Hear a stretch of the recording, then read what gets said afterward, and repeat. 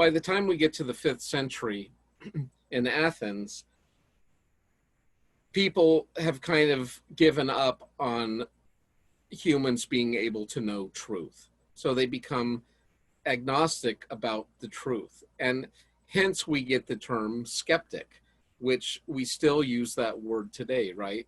To talk about a disbelief.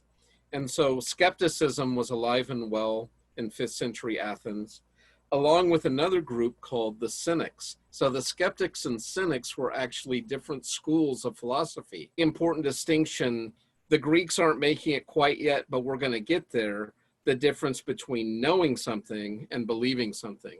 And let me give you an example. And we don't get this until, I don't know, maybe it's actually St. Augustine is arguing against the skeptics because they're still around. 800 years later, Augustine is dealing with them. And a skeptic, I'll say this slowly, but it's such a great little mantra. The skeptic's mission statement, basically, or statement of faith, however you want to put it, was, we don't believe in anything, including the proposition, we do not believe in anything. I'll say that one more time. We do not believe in anything, including the proposition that we do not believe in anything. And they had to add that qualifier, otherwise they would have believed that they didn't believe in anything. That would have been one thing they would have had. So they had to qualify even that. And so St. Augustine, 800 years later, there's still skeptics around. There's still skeptics today, and we're in the 21st century. But St. Augustine simply asked them, he said, who is it that doesn't believe in anything?